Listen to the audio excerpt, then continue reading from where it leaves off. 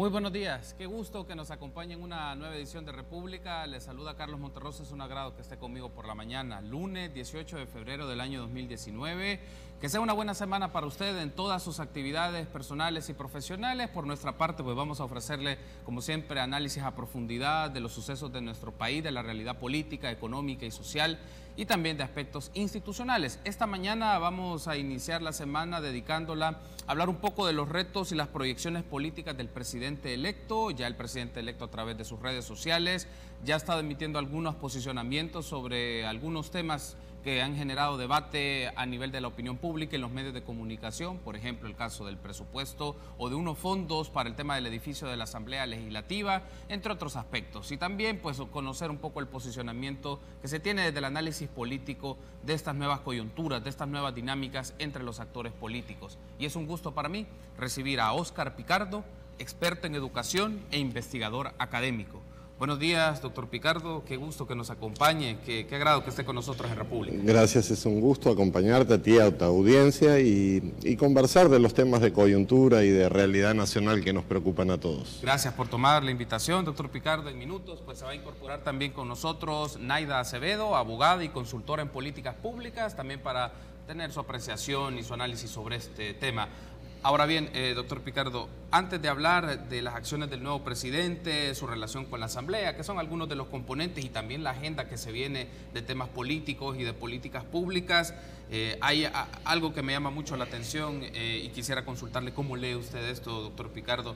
¿En qué condiciones se encuentran en este momento el FMLN y Arena? Ha pasado los resultados electorales, ha salido más perjudicado ya, como se ha hablado, el FMLN que Arena, pero también las informaciones que tenemos de diferentes diputados, de algunos personajes de los partidos políticos, más en el caso de Arena que del FMLN, hay una situación bastante complicada, hay como recomposiciones de poder. Bueno, yo creo que el evento electoral fue, podríamos decirlo, un poco traumático. Nadie se esperaba un gane tan amplio. Sin embargo, digamos, cada partido ha quedado con sus heridas e intensidades. Digamos, en el caso del FMLN más golpeado. Yo de hecho siempre dudaba de que las encuestas estuvieran tan bajo, al filo del 9, el 10%, sin embargo así fue. En el caso de Arena, pese a la división interna y otros factores, creo que también han quedado golpeados. La expectativa de la campaña era más alta. Sin embargo, bueno, han logrado un caudal de un poco más de 800.000 votos, que los deja en una situación, digamos, de reflexión, de análisis. Yo creo que la dirigencia tienen que examinar muy bien lo que viene para el futuro, analizar los errores que se cometieron, la lectura que ha hecho la gente. El caso del FMLN creo que es un poco más grave o más requiere más análisis. Además hay que considerar también el tema del desgaste de los dos quinquenios, que eso le suma, digamos, un valor agregado a la crisis, por llamarlo de alguna manera. El caso de Funes, que creo yo que ha golpeado muchísimo. No debemos de olvidar que con el expresidente Funes todos teníamos una gran expectativa, ¿verdad? Una expectativa de cambio, era el primer gobierno del FMLN, del cambio, y bueno, salió todo como salió. Y eso defraudó mucho a la gente. Yo creo que la gente votó muy enojada, emocionalmente fue un voto de castigo, no solo un voto a favor de Nayib, creo que fue más un voto en contra del FMLN y en menor medida de Arena también. Aprovechamos para saludar a Naida Acevedo, abogada, consultora en políticas públicas, que ya está con nosotros en República. Buenos días, Naida, bienvenida. Siempre un gusto tenerla acá con nosotros. Gracias miles, Carlos. Por supuesto, un gusto compartir panel. Y amigas y amigos televidentes, como dicen las y los jóvenes, vamos calmando. Porque venía corriendo en ese tráfico.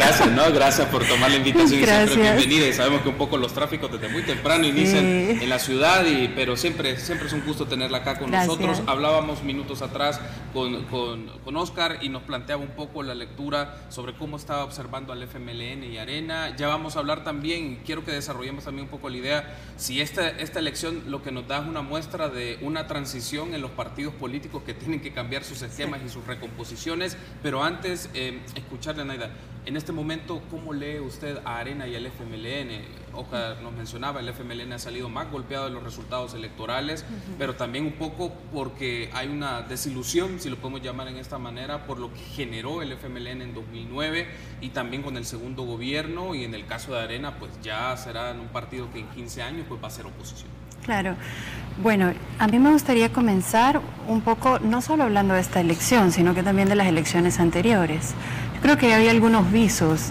Me parece que estamos asistiendo de alguna forma a esa vuelta de rueda en la historia en la que el sistema de partidos necesita de una transformación o de cambio de actores. Entonces tenemos, por ejemplo, la alternativa, y con lo que en sucesos tuvimos los años anteriores, con la salida de Nayib Bukele del FMLN, y lo que eso significó como una alternativa, digamos, para la población que tenía una elección específica, en este caso el FMLN. Pero estamos a la puerta de reconocer una nueva alternativa de un partido de derecha, digamos, de Arena, que es Nuestro Tiempo. Entonces a mí me parecería que estamos asistiendo a esa vuelta de rueda, como decíamos en la historia, en donde van a haber cambio de actores, más no una transformación sustancial en el sistema de partidos. Creo que ahí es donde me gustaría más bien apelar a la población salvadoreña, ¿verdad? A la gente que nos está mirando esta mañana, que se están alistando, porque claro, parte del voto del 3 de febrero, como decía Oscar, fue realizado desde la molestia. Entonces yo creo que el país necesita transitar un poco más hacia la reflexión y hacia nuevas formas de hacer política. Creo que, por ejemplo, todo esto que se ha desatado en las redes sociales, todo este llamado permanente de que si es con Nayib o sin Nayib, que Nayib es el pueblo y que si cualquiera está en contra de las decisiones que proponga Nayib, entonces como que va a alistar un ejército de Mordor, ¿verdad? Y que entonces ahora sí vamos a estar todas listas y listos para estar en contra de la Asamblea Legislativa o en contra de cualquier institucionalidad pública, ¿verdad? Entonces yo creo que esa no es una nueva forma de hacer política. Creo que más bien nos regresa a los vicios de los que la gente ya está cansada, ya está un poco agotada. Pero seguimos replicando también como población. Yo creo que las transformaciones de este sistema de partidos, de la forma en la que toma decisiones, de la forma en la que apela a la población salvadoreña a efecto de llegar a la gestión de lo público, es lo que debe de transformarse. Y eso no depende de un candidato. Eso no depende incluso ni siquiera de una dirección de un partido político. Depende de la educación política, que es lo que hemos perdido. La educación en política la hemos perdido. Lo hemos conversado, que uno de los roles de los partidos políticos es la educación. Y eso se ha perdido porque se han convertido en maquinarias electorales. Nayib Bukele nace, de hecho, con una lógica de maquinaria electoral. Entonces, necesitamos nuevamente recurrir a la educación política, necesitamos respirar, necesitamos saber qué estamos decidiendo y por qué, más allá de realmente simplemente ir con la emoción, que claro, América Latina somos pura emoción, ¿verdad? Pero dentro de todo ello creo que también debemos de tener lecciones que nos inviten a transformar esa forma que hacemos política. Tengo que hacer una pausa al regresar. Si vamos a aprender un poco más el diagnóstico, la lectura de los partidos políticos que se convierten en oposición desde el 1 de junio, Arena y el FMLN, y luego hablemos un poco de las acciones del nuevo presidente, sus mensajes que ha dado en redes sociales, en Twitter, también un poco lo que significa la relación con la Asamblea Legislativa en función de la configuración actual. Volvemos en instantes.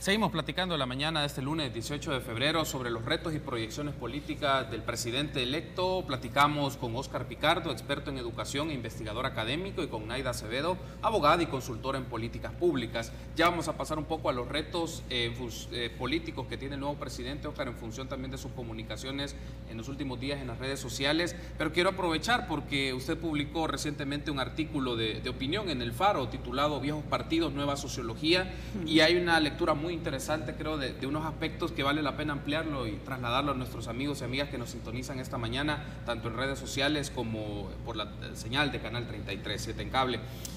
Usted menciona que esta nueva sociología para entender a los partidos políticos es que los partidos, en este caso Arena y el FMLN, se han quedado con una simbología y con unos valores que ya no hace clic o ya no tiene un significado en principio con el elector más joven. ¿Qué significa esto, Oscar? Entender que Arena y el FMLN se están quedando, lo voy a poner, es un término que lo considero, no sé usted cómo lo verá, si ha quedado anacrónico.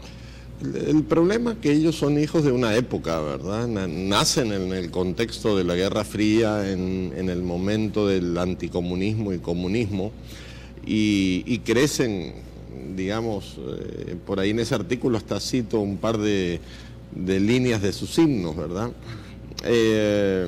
Y obviamente mientras evoluciona la historia y avanza la democracia, muchas cosas del pasado quedan, digamos, como una carga, como van arrastrando ciertos aspectos simbólicos y contenidos, y son aspectos que cuesta mucho dejar, ¿verdad? Porque prácticamente es como el ADN de los partidos, es decir, digamos, la figura de Roberto Dawison o los casos de la guerra en donde estuvo involucrado tanto el FMLN, por citar un par de ejemplos, que son factores que la gente en las encuestas reclamó en su momento. Y son cosas muy difíciles, eso implica como una especie de laparotomía, una cirugía mayor, y cuesta mucho deshacerse, renovar, reformar esos principios, porque mucha gente dice, no, si esto es de donde venimos, es volver a las fuentes. Y ese volver a las fuentes, creo que hasta el alcalde Mason en su momento dijo que para recuperar el partido había que llamar a la vieja guardia del partido, a los fundadores. En fin, yo creo que esos factores son justamente los que tiene a la dirigencia en vilo, en no saber qué hacer, en no entender. Y mientras tanto, las generaciones de relevo, los jóvenes que ya no entienden mucho de ideologías de Marx o Smith o de maoísmo y qué sé yo, y otros aspectos ideológicos, son temas que no les preocupan mucho, ¿verdad? Lo que busca la gente hoy es la eficiencia, la eficacia, la honestidad, que son cosas mucho más simples. Entonces, renovarse implica reflexionar, poner frente al espejo de los partidos políticos su equipaje ideológico y tomar decisiones. En el caso de Nayib, por ejemplo, él llegó a Gana, un partido que también estaba cuestionado, que había mucho que decir. Sin embargo, hizo un refresh, le cambió la simbología, le cambió el color, le cambió todo, y eso fue lo que vendió en la campaña. Más allá de las cosas del sustrato que quedaron dentro del partido, si Nayib hubiese ido con el color naranja y la palabra Gana, no sé cómo hubiesen salido las cosas, pero él proyectó su imagen y vendió su imagen a través de todo su aparato de marketing, de mensajes, el tema del discurso, la simplicidad, yo lo califico como un poco minimalista, las cápsulas, los memes, o sea, estamos en otra circunstancia sociológica, y los partidos siguen pensando con la vieja racionalidad. O sea, van a un pueblo, hacen un meeting, y ese meeting está lleno de correligionarios que los traen de otros lugares. Y uno dice, bueno, está lleno esto de gente, pero en realidad no es así. Yo creo que hay un cambio sustantivo en la sociología, que hay que actualizarlo, y los partidos están llamados a ello.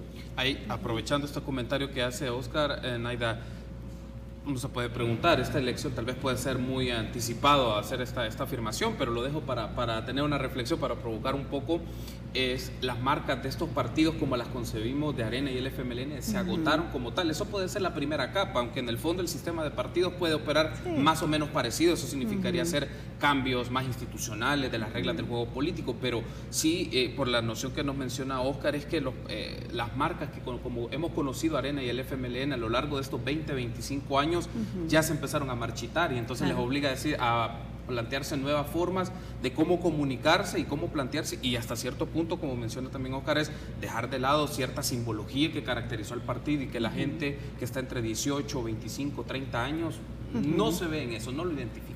Claro, el símbolo, ¿verdad? O sea, yo creo que cuando incluso el FMLN entró a esta democratización, digamos, a este proceso de democratización, generó ese tipo de transformaciones, de las letras mayúsculas y del color amarillo y rojo, cambió al blanco y rojo, hizo minúsculas, incluso las cursivas en las letras, entre otras. Eso tiene que ver con el símbolo y cómo también lo generaba alrededor de esta oferta electoral, que no necesariamente descansaba en el voto duro que conocemos, ¿no? Sin embargo, han pasado 27 años después de la firma de los acuerdos de paz, demasiado pronto, de hecho. O sea, 27 años en un ciclo, si hacemos un comparativo de sistemas políticos y de sistemas de partidos, 27 años es poco para El Salvador. No obstante a ello, eso es lo que está mostrando las diferentes elecciones, es decir, personas que cada vez menos se sienten identificadas con el símbolo, ¿verdad? No solo con los rostros porque se abrió a listas, entre otras tantas, sino que con el símbolo como tal partidario, y que esto está dando pistas desde hace algunos años. Yo creo que hace rato se están dando algunos mensajes de la transformación de ese sistema de partidos. Por eso ha sido lo atractivo de Nayib Bukele, su mensaje, la manera de comunicar, un nuevo color, una nueva bandera, algo diferente, algo más fresco, a lo que tradicionalmente habíamos estado escuchando en discursos, en donde por una parte tenemos una línea discursiva, pero una práctica totalmente diferente, cada vez más discordante del discurso de una izquierda, digamos, apegada a principios y a cánones de la construcción de sociedades que no llegan a materializarse por todas las circunstancias que tenemos a nivel mundial. Entonces, una de dos, o generamos un proceso de sincerar alrededor de lo que identitariamente puede ser una marca, ¿verdad? Y generar debates serios alrededor de lo que implica ideología, o simplemente la historia va a dar sus vueltas y va a generar a estos nuevos actores que estamos viendo ahora. Y este es un llamado para ambos partidos que han sido como los que han polarizado la escena política, ¿verdad? O sea, o se genera un proceso de transformación a lo interno de los partidos políticos. Y aquí sí quisiera retomar un poco lo que había escrito Óscar. Yo leí su artículo, la verdad es tremendamente aleccionador. Y es que es precisamente eso, o sea, no se trata simplemente de cambiar las dirigencias, no es eso, es realmente entender el contexto en el que estamos, y eso le va a doler a mucha gente. Claro que va a generar sentimiento, claro que va a decir, híjole, ¿en qué momento dejamos de ser y en qué momento dejamos de empujar por transformaciones sociales, etcétera?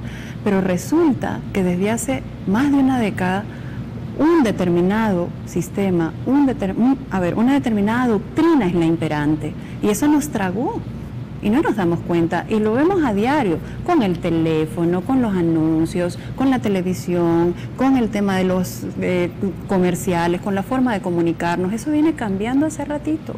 Hay un dato importante que comentaba un colega, Balmore Pacheco, que trabaja en el sector de educación, y me decía él, fíjate que del año 79 en adelante, ningún partido político que perdió el poder lo ha recuperado.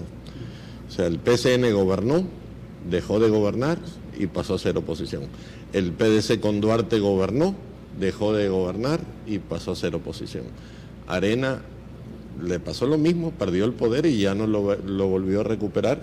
Y el FMLN aparentemente 2 periodos pierde el poder. Eso es un dato histórico importante, como que sobre todo para el debate de que si hay o no bipartidismo, que parece que no, ¿verdad? Porque no hay una alternancia que, bueno, perdió Arena, ganó el FMLN, perdió el FMLN, gana Arena. Eso es una cosa como que la gente le da una oportunidad y si no la aprovechaste, adiós, ¿verdad? Le dieron 4 periodos a Arena, dejó el poder, entró el FMLN, 2 periodos. Y no sé, si no se dan reformas o transformaciones más a fondo, como que se debilitan. Y eso es un dato muy importante que deberían de tomar nota los partidos. Ahora, una cosa más también, porque claro, vivimos en un país en el que nos debatimos en este híbrido, ¿verdad? Híbrido de régimen político, híbrido también incluso de posguerra, vicios de guerra, entre otros. Y quisiera, por ejemplo, traer a colación lo que anunció Nayib Bukele en su discurso, que dijo que ahora empezaba la era de la posguerra. Yo creo que hay un montón de cosas pendientes de la posguerra que deberían de trabajarse aún. El tema, por ejemplo, de memoria histórica, que es una deuda alta. Un pueblo que olvida su historia está condenado a repetirla, ¿verdad? Entonces yo creo que es muy importante, por ejemplo, volver la mirada y empezar a generar, si es posguerra, si de verdad estamos hablando de un discurso de posguerra, realmente abrazar este tipo de cosas.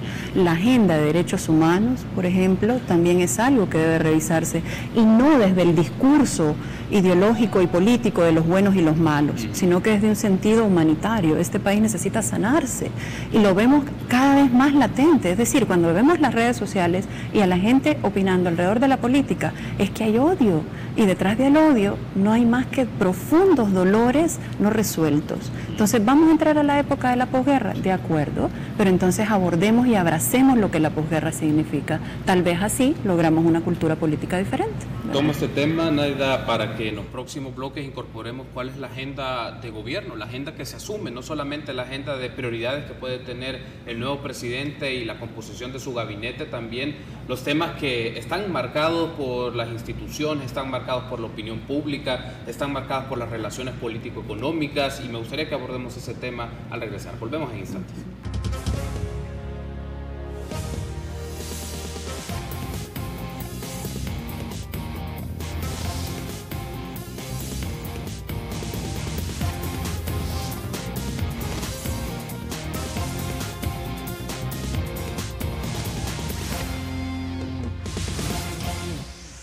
Seguimos platicando esta mañana del lunes 18 de febrero sobre los retos y las proyecciones políticas del presidente electo con Óscar Picardo y Naida Acevedo. Ahora hagamos un poco la transición a otros temas y la forma como se ha estado comunicando el presidente electo y las acciones, o lo voy a poner de esta manera, sus discursos o sus mensajes como muy concentrados en redes sociales. Óscar, ¿cómo calificaría la manera de comunicar en este momento del presidente electo desde que se asume o se gana ya las elecciones? Tiene esta calificación de presidente electo, el Tribunal Supremo Electoral el viernes pasado le entrega las credenciales como cierre ya del proceso electoral como tal, y ya viene la etapa de transición para el 1 de junio que asuma la presidencia de la República. Bueno, yo creo que hay estilos y estilos de comunicarse. Lo vemos en el caso del presidente Trump, ¿verdad? Que no ha dejado su principal canal comunicativo, que es Twitter, ¿verdad? Hasta lo critican, que gobierna por Twitter. Hay estilos que tienen que ver con los temas generacionales. Yo creo que el presidente joven de 37 años va a imponer un estilo de comunicarse que es propio de su personalidad. Es muy difícil cambiarlo a un discurso retórico por medios tradicionales, conferencias de prensa, etc. Yo creo que, por un lado, hay que empezar a distinguir que se acaba la campaña y empieza el gobierno, ¿verdad? Que es un escenario muy distinto por factores de institucionalidad. Cuando tú estás en campaña sos mucho más libre de hacer, de decir, tu discurso es más fluido. Ya cuando entres a gobierno empiezan otras coordenadas que tienen que ver con la institucionalidad, con la cultura organizacional, con los marcos legales, que son muy rígidos en nuestro caso. Hacer cambios de verdad implica reformas legales, implica consensos, disensos, administración de disensos en la Asamblea. En fin, entramos en otra etapa de negociaciones, ya no de esa libertad del discurso.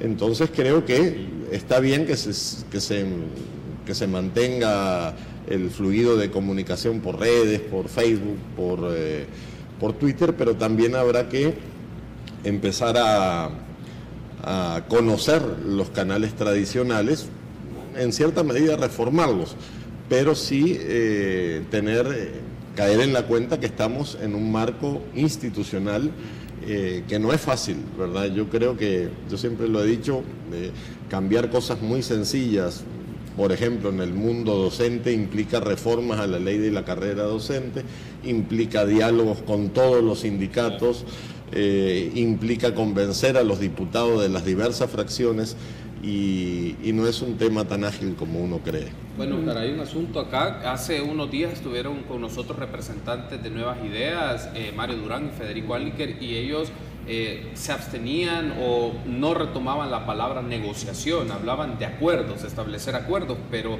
en la praxis del ejercicio de gobierno la negociación es parte continua de las actividades. A veces, pero a lo que quería es que como hasta la terminología, los conceptos también quieren ir cambiando, o por lo menos se interpretan de otras maneras en función de cómo se emite ese discurso a la gente, con la idea de ellos de separarse de la forma en cómo han procedido los partidos políticos en los últimos 25 años. Claro, definitivamente ahí hay un nuevo lenguaje también. Parte de la renovación generacional implica nuevas claves de comunicación, nuevos mensajes, nuevos actores.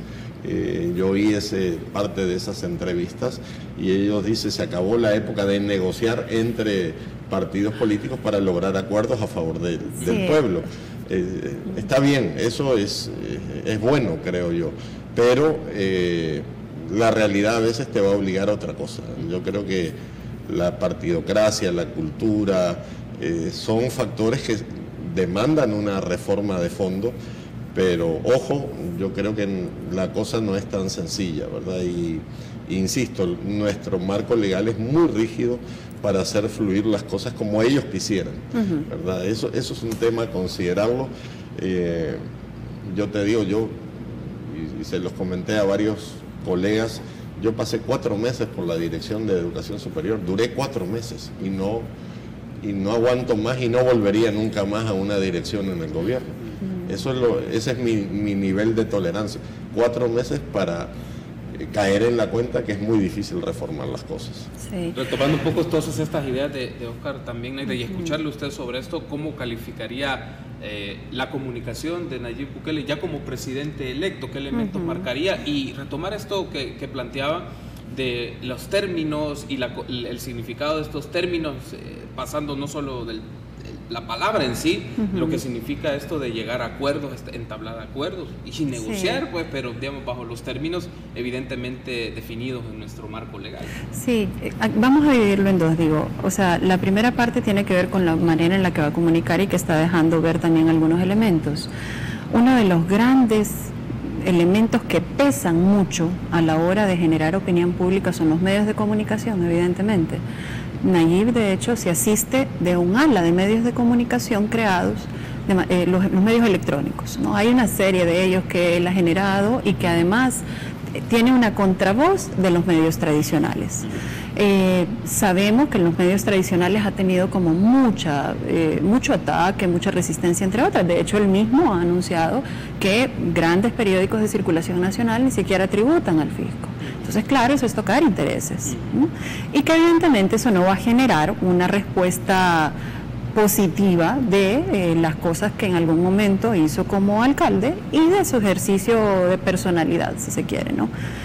Frente a ello, Nayib ha utilizado mucho el tema de las redes sociales, de estos medios alternativos electrónicos que cada vez son más. O sea, él entiende cómo funciona el peso de los medios de comunicación.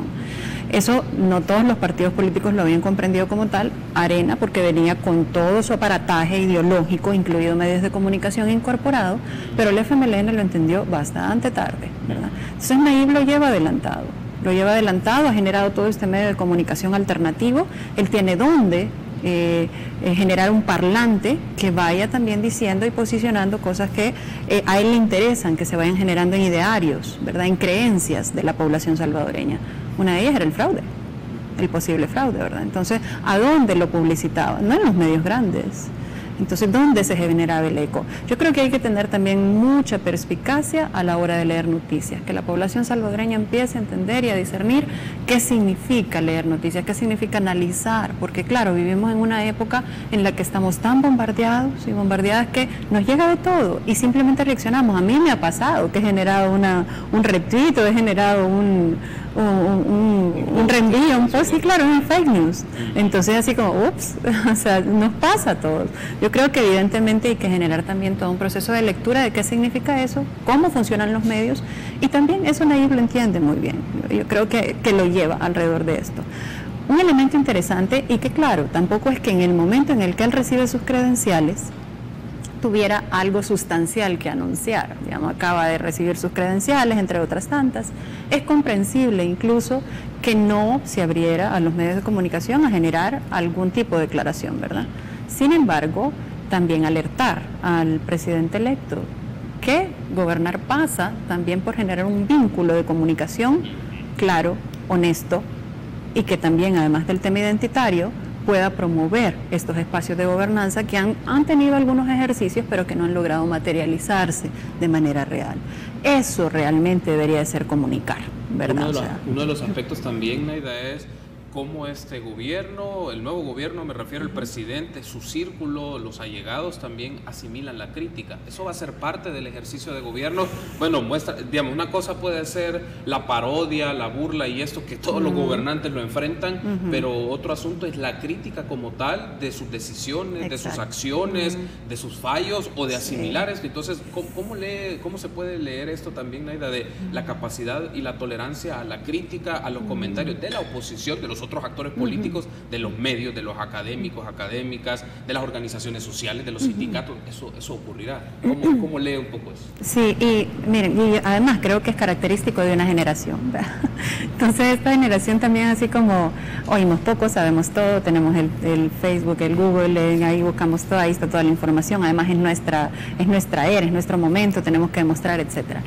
Pero a ver, una de las lecciones que nos ha dejado la humanidad, y por eso se cita cuando alguien hace referencia a un texto, etcétera, es que hay mucha gente que ha construido cosas antes que uno, ¿verdad? Entonces, el comprender que esa generación puede ser una amalgama maravillosa entre lo que ha sido históricamente El Salvador, las carencias, las propuestas, y de toda una generación que viene, creo que va a ser tremendamente valioso. Si Nayib comprende eso y genera un gabinete que logre ser esa amalgama, en vez de generar todo un proceso de reacción, yo creo que entonces habremos dado el paso.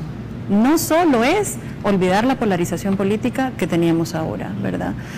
Sino que más bien es dar el paso a una calidad política que invite a estos actores, a estos nuevos que van entrando, veinteañeros, entre otros, y quienes están de más de 50, 60 años, etcétera, a generar esa amalgama en una generación intermedia que ha estado en una zona gris y que creo que en efecto este es un momento oportuno en el que pueda colaborar, ¿verdad? Pero hay que saber cómo también. Si no, vamos a replicar los vicios del lado de las personas que ya aportaron en su momento, y vamos a plagar de un montón de enseñanzas a la que viene. Entonces, eso es muy delicado. El tema, por ejemplo, de los acuerdos. A ver, para llegar a acuerdos es necesario negociar.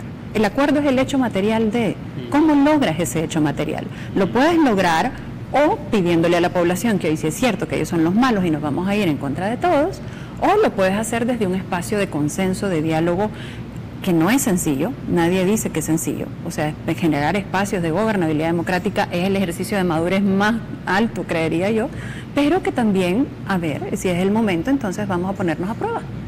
Vamos a generar espacios en donde podamos hablar sobre políticas públicas que puedan llegar, entre otras. Y eso me lleva al siguiente tema, que podríamos incluso desarrollarlo un poco más en siguientes bloques, sobre la agenda, ¿verdad? Sobre qué tipo de políticas públicas o hacia dónde debería dirigir la mirada. Tengo que hacer la pausa, pero al regresar me gustaría que abordemos esta relación del presidente electo con la Asamblea Legislativa, con algo que se empieza a mostrar con el debate que se ha generado en redes sobre el edificio de la Asamblea Legislativa, pero el fondo es cuál va a ser esa interacción con la Asamblea Legislativa en función ya de la agenda de políticas públicas, porque llegarán iniciativas de ley, llegarán propuestas de modificación presupuestaria y otros proyectos también que serán parte de la agenda de trabajo del gobierno. Regresamos en instantes.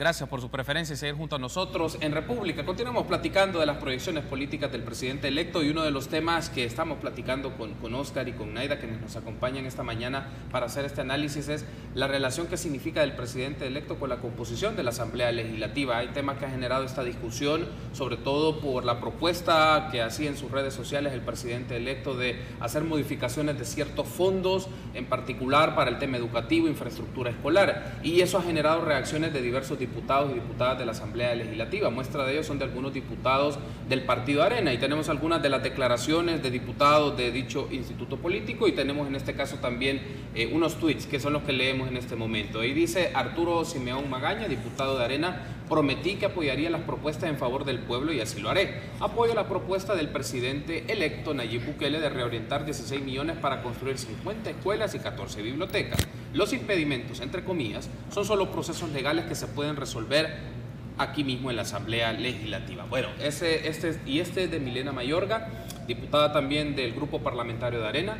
Toda obra que beneficie las escuelas, mejore el sistema de salud, la seguridad, aumente las pensiones y combata la corrupción, contará con mi respaldo. Luego otro de Felisa Cristales, también diputada del Partido Arena, que sí estoy de acuerdo en reorientar esos 16 millones para escuelas, menciona: me parece algo justo, pero hay mucho tecnicismo que superar. Cuenten con mi firma. Bueno, esas eran un poco de las reacciones de diputados y diputadas del Partido Arena. Por su parte también el presidente de la Asamblea Legislativa, Norman Quijano, sentó su postura sobre este tema, pero nos empieza una muestra de algo, de un grupo, digamos, o una cantidad de diputados de Arena que, más que ejercer la figura clásica de la oposición, que es como criticar o oponerse, pero ellos están mostrando otros elementos.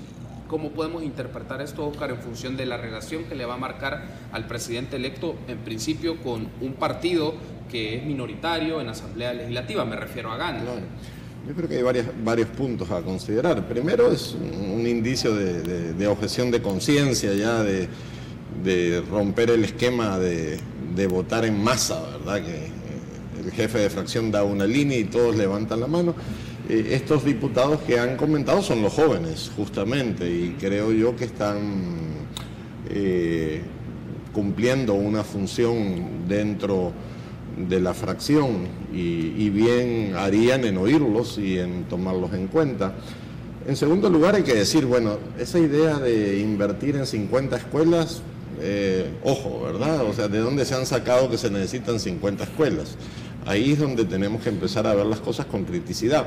Una cosa es invertir en educación, en tecnologías, en laboratorios, pero hay muchas escuelas que se están cerrando por falta de matrícula, así que no es así nomás. Claro. De mandar un mensaje que suene bien, porque si suene bien, cualquier cosa que sea en contra de la Asamblea Legislativa va bien, ¿verdad? Es deporte nacional criticar a la Asamblea. Entonces, cuidado con esas cosas, ¿verdad? Porque yo creo que técnicamente hay muchas necesidades en el sector educativo y puede ser que se necesite alguna escuela, pero no es un canje así inmediato. Pero creo que más allá de que si hace falta construir 50 escuelas o un hospital, el tema es el diálogo intergeneracional. Lo que estamos viendo es a diputados jóvenes de Arena disintiendo con la dirigencia más antigua, y esto es bueno para la democracia y para los partidos, ¿verdad? Mal haría la dirigencia veterana del partido de excluirlos, de criticarlos. No, hay que aprender a dialogar con los jóvenes. Y creo yo que es lo que se está dando, y esa es la verdadera reforma que necesita el Partido Arena y el FMLN. Que se escuche cuando alguien está disintiendo con alguna decisión, cuando hay una opinión, digamos, alternativa al discurso tradicional, ideológico y duro, y empezar a escuchar y a dialogar. Creo que ese es el camino de la verdadera reforma de los partidos políticos.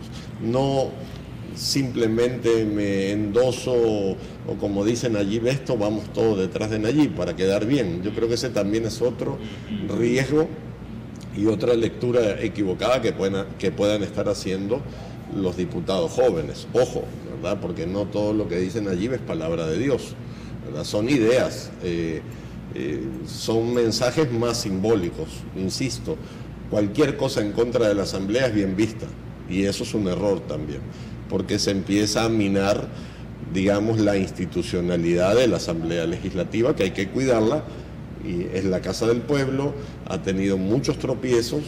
Parte del resultado electoral fue lo que sucedió en la elección pasada, que todos dijeron que habían entendido el mensaje del pueblo y que no sé qué y que no sé cuánto, y miren cómo eligieron al fiscal, el tipo de fiscal que eligieron y las negociaciones que hicieron con el presupuesto. O sea, fue más de lo mismo, ¿verdad? Negociar cosas a espaldas de la gente, que es lo que critican allí. Yo creo que hay que hacer las cosas transparentes frente a la ciudadanía y de una forma más clara. También tenemos declaraciones de los diputados Magaña y el diputado Baquerano, Donato Baquerano, del grupo parlamentario de Arena, que ellos asistieron a la entrega de credenciales de Félix Ulloa y de Nayib Bukele como vicepresidente y presidente electos respectivamente. Escuchemos. Miren, yo creo que en Arena nos tenemos que caracterizar por ser buenos ganadores, pero igualmente tenemos que ser buenos perdedores. Perdimos y la democracia no nos favoreció, y este es un evento institucional, este es un evento de gobierno, es un evento de Estado, es un evento de democracia, un evento hoy, un evento del presidente electo del país, y si el presidente electo del país fracasa, fracasa el país, fracasa El Salvador, y si el presidente electo triunfa, triunfamos todos. Así que para eso estamos ya listos para gobernar, y esto no es un compromiso ni es una oferta de apoyo como algunos medios lo han manejado, esto es una oferta de apoyo al pueblo salvadoreño. Bueno, entonces ahí teníamos las declaraciones del diputado Magaña, a quien poníamos unos de sus tweets recientemente publicados en su cuenta oficial.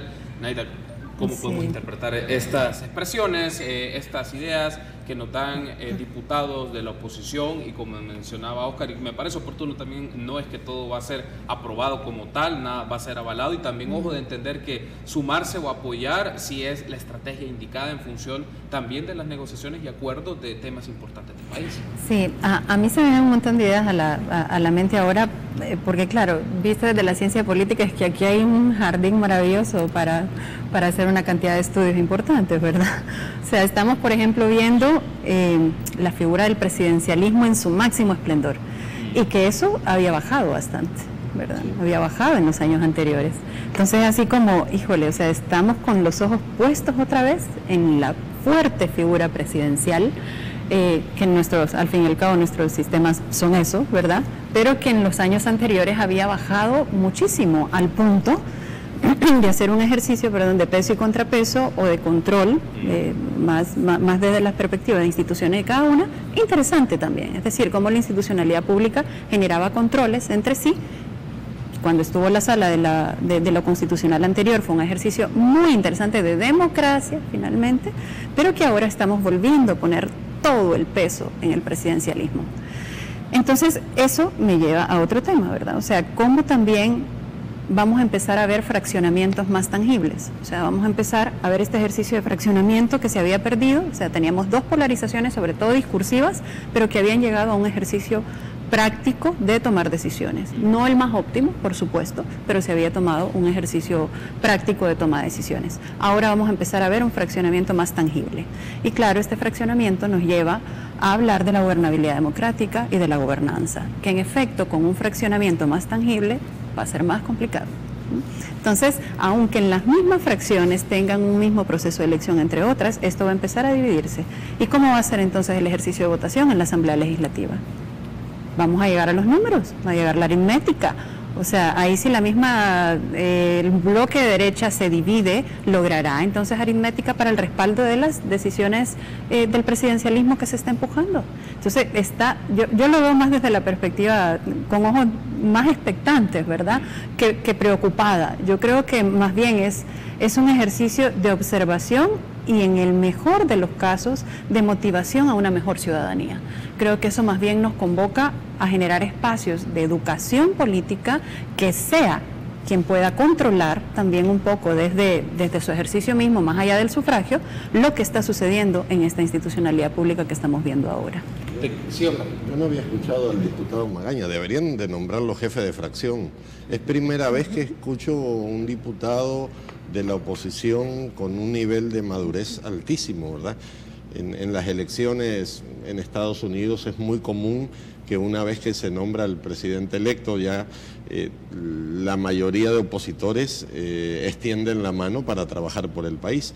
Aquí eso no lo veíamos, es primera vez que lo escucho, de que un diputado haga un discurso, digamos, tan claro y preciso. Bueno, perdimos, pero hay que trabajar por el país y aquí estamos para apoyar. Definitiva, la primera medida que podría tomar Arena para recuperarse es nombrar a este joven diputado jefe de fracción. Creo que eso sería buenísimo.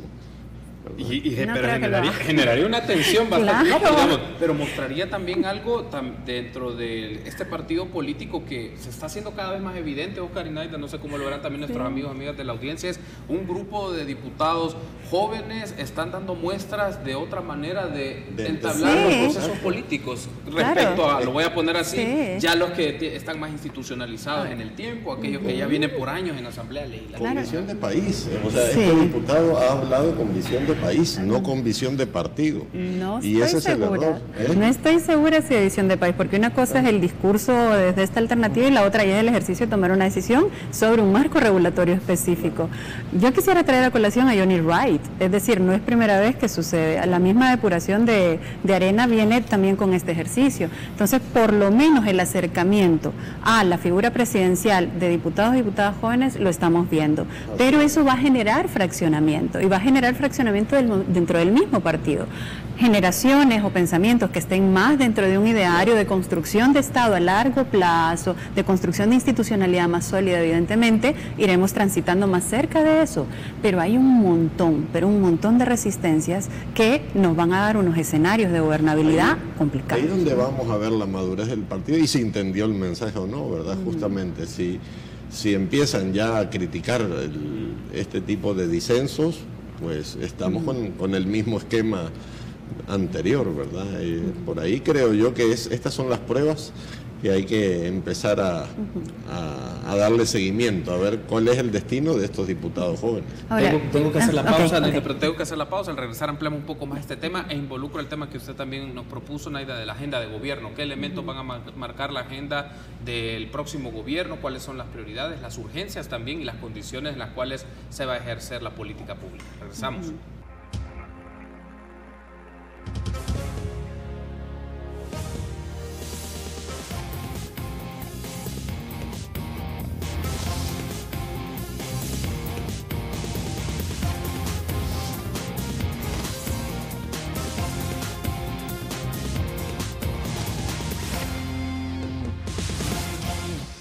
Gracias por seguir junto a nosotros en República. En este momento vamos a entablar un enlace de microonda con la periodista Jennifer Flores de Teleprensa, que nos va a comentar algunos acontecimientos que se están dando en este momento en Cuscatancingo. Buenos días, Jennifer, adelante con su reporte.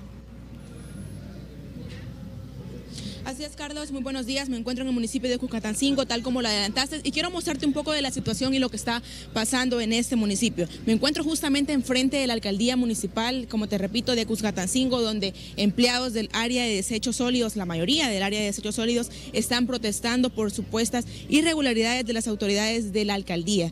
Ellos dicen que el Consejo Municipal y tanto la alcaldesa Hazy Flores se ha aumentado sueldo. Hablan de $300 que se han aumentado para los 14 concejales de esa alcaldía, y por supuesto ellos están rechazando esta acción que están tomando. Ellos por el momento ahorita han paralizado labores en el área administrativa, también como en el área de saneamiento ambiental, y por supuesto quiero mostrarte también que el paso en la calle principal frente a la alcaldía está totalmente bloqueado. Estamos viendo que ellos han puesto un camión para evitar por supuesto el acceso, así como también del otro lado está otro camión. Ellos están exigiendo, por supuesto, que se les tome en cuenta. Ellos hablan de irregularidades, de deficiencias, tanto para el área de desechos sólidos como para los demás empleados de esta alcaldía. Ellos quieren aumentos salariales y que sean justos, porque llevan más de 3 años que lo están exigiendo, y por el momento ellos no han tenido ninguna respuesta tanto de esta nueva administración como de la anterior administración. Ellos aseguran de que van a permanecer acá y que no van a permitir el acceso de los empleados de la alcaldía. Ellos han colocado un escritorio para evitar que por supuesto que los empleados puedan ingresar y que sigan trabajando la alcaldía con total normalidad. Nosotros, Carlos, vamos a permanecer, por supuesto, acá para seguirles informando. Ellos esperan que más empleados de esta municipalidad, por supuesto, se sumen para darles apoyo a esta demanda y a esta protesta que ellos están realizando. Ellos dicen que se van a mantener aquí firmes hasta que, por supuesto, las autoridades y la alcaldesa les pueda cumplir sus peticiones. Ok, Jennifer, básicamente entonces por lo que usted nos describe, estas personas, bueno, han cerrado el tramo de la calle como la toma que ustedes nos presentaban y van a estar ahí hasta que puedan mediar y entablar un proceso de negociación con las autoridades del Consejo Municipal de Cuscatancingo. Se han hecho presentes gente de la policía, de la Procuraduría de Derechos Humanos, solo para tener esos elementos nada más y cerrar su reporte.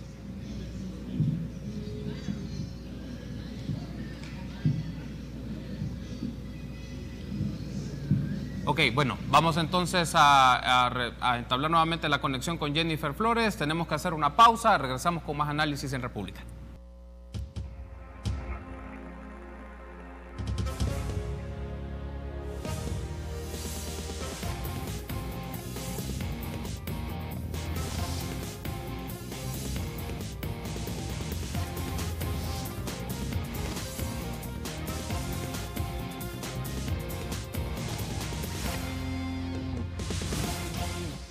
Último bloque de análisis de este programa de República de la mañana del lunes 18 de febrero del 2019. Hemos hablado con Óscar Picardo y con Naida Acevedo y nos están ofreciendo sus análisis del nuevo gobierno, sus retos, las proyecciones políticas del presidente electo. Y uno de los puntos, Óscar, es la agenda de gobierno. ¿Qué va a marcar la agenda de gobierno? Porque no es solo en función de lo que quisiera hacer o lo que quiere hacer el presidente electo, es lo que puede hacer con los fondos que hay, pero lo que deja su antecesor, lo que deja el gabinete de Salvador Sánchez Serén. Entonces, ¿por dónde considera usted que son los elementos claves o las prioridades en la agenda de gobierno para el nuevo presidente? Pues yo creo que uno de los temas que va a tocar resolver y muy pronto es el tema de reforma fiscal, de ajuste fiscal, ¿verdad?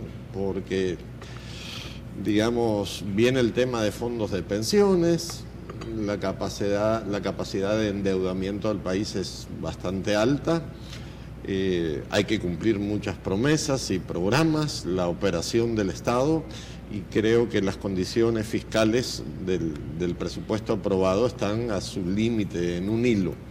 Entonces, digamos, arrancar un gobierno con un ajuste fiscal o reforma fiscal en donde hay tanta oposición y alergia al tema de impuestos a nivel empresarial, va a ser un tema bastante álgido, ¿verdad?, a resolver. Creo que eso es uno de los retos, digamos, más grandes que va a tener el gobierno.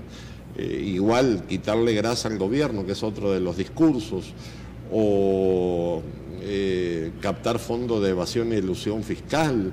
O sea, todos esos temas son espinosos, delicados y muy difíciles de gestionar. Creo que por ahí tiene que ser una de las primeras cosas a resolver. ¿Cómo disminuyo evasión y elusión fiscal? ¿Cómo logro un ajuste fiscal, una reforma fiscal acorde a las necesidades presupuestarias? ¿Y cómo reduzco el aparato del Estado a su expresión mínima deseable, ¿verdad? Porque sí ha crecido mucho el aparato del Estado. Yo siempre lo mido por el parqueo del Ministerio de Educación. Como tengo de estar yendo al ministerio desde finales de los 80, veo cómo va creciendo. O sea, empezó con un parqueíto que con costo ocupaba el 10-15% del parqueo del centro de gobierno, y hoy en día se ha tomado las plazas, los espacios públicos, ya no se puede casi llegar en vehículo. Entonces creo que eso va a ser uno de los temas. Otro de los temas que vislumbro es relaciones con China, con Estados Unidos. Todo indica que Nayib se ha acercado a Estados Unidos, que posiblemente esa especulación esté negociando una estabilidad del TPS y que posiblemente vuelva, entre comillas, a la normalidad las relaciones con Taiwán. Yo no creo que Estados Unidos en su política exterior vaya a tolerar o a permitir que se siga normalizando la relación con China. Eso es otro aspecto. Además, Nayib ya también dejó sentada posición con el tema de Guaidó en Venezuela. Así que en la parte geopolítica hay otro gran reto y delicado, estabilidad de los salvadoreños en el exterior, y aquí hay dos caminos, con China o con Estados Unidos, no hay para dónde, y parece que todo se está encaminando a que sea con Estados Unidos.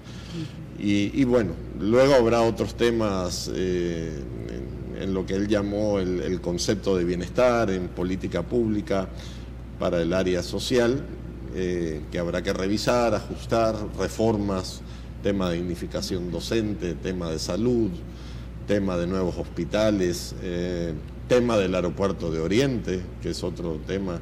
Ese va a ser como así como Trump tiene su muro, yo creo que Nayib va a tener su aeropuerto, y es otro tema de debate y discusión sobre la justificación, sobre la necesidad y sobre el financiamiento, ¿verdad?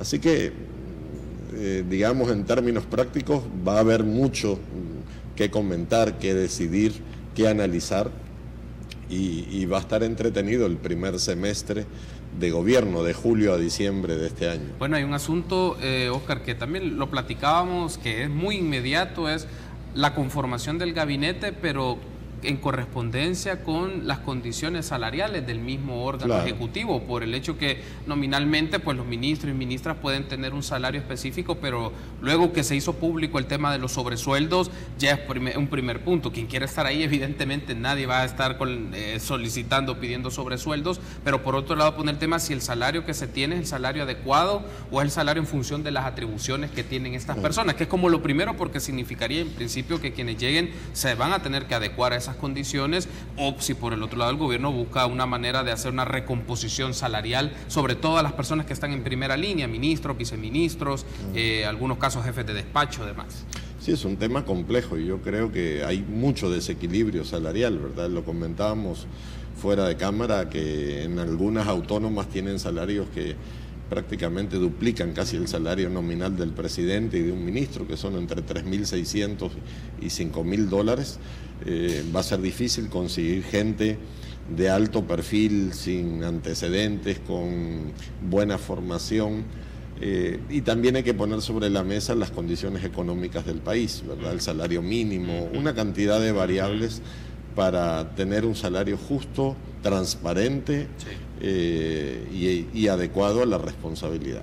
Bueno, Naida, entonces, ¿qué temas implica para el nuevo gobierno? Oscar nos hablaba de la reforma fiscal, política exterior y luego el tema de bienestar o políticas públicas en el marco de bienestar social. Desde su perspectiva, ¿cuáles son esos temas? ¿Y coincide con algunos que se han mencionado o hay otros que tienen que ser más estructurales para este gobierno? Sí, bueno, definitivamente el tema fiscal es importantísimo, es fundamental, ¿verdad?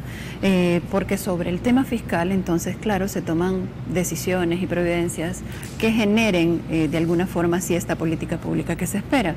El FMLN tuvo un elemento interesante cuando estuvo en gobierno alrededor de la generación de políticas públicas, que tal vez no la más óptima, pero las políticas son perfectibles, ¿verdad? Entonces el tema, por ejemplo, de los programas sociales deberían de pasar un scan alrededor de realmente cómo han funcionado, llegar finalmente a la fase de evaluación de estas políticas, que es la que evitamos toda la vida, ¿verdad? O sea, El Salvador evita de evaluar sus propias políticas en un pésimo ejercicio, porque las evaluaciones son para reaprendernos, ¿verdad? Entonces, realmente llegar a un ejercicio de evaluación de las políticas, sobre todo las de los programas sociales, que nos den pistas de hacia dónde deben de generarse las decisiones en función de cumplir con eficacia el tema específico de cubrir lo que la población demanda, lo que la población necesita.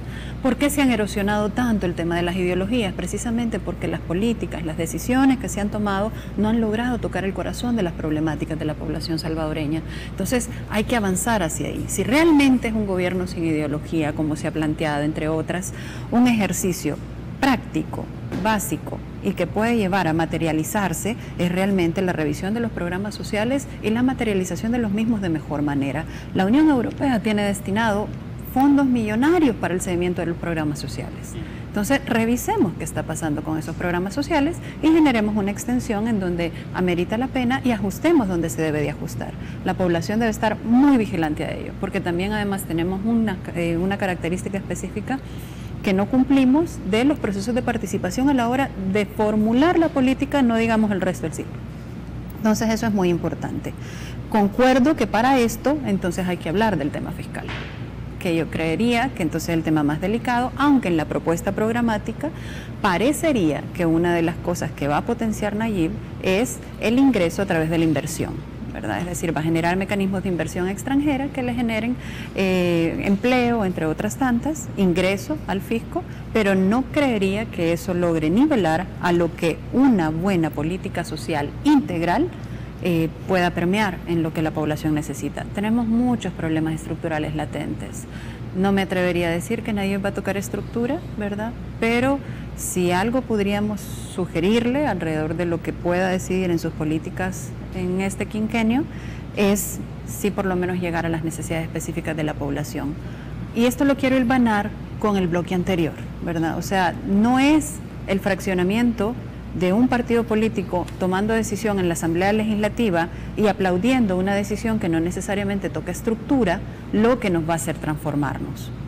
O sea, no son diputados y diputadas diciendo, construyamos 50 escuelas entonces, en vez de construir el edificio. No, debería de hacerse más bien desde una cabeza más reposada, no solo de mandar el mensaje alrededor de ponerme en contra de la institucionalidad que toda la vida ha pensado para sí misma y como decía Óscar, es deporte nacional, ¿verdad? En contra de la Asamblea Legislativa, sino que realmente tener cabezas estadistas y alrededor de ello entonces sí apoyar a una figura presidencialista que logre proyectar al país en donde estamos esperando que suceda desde hace muchos años, ¿no?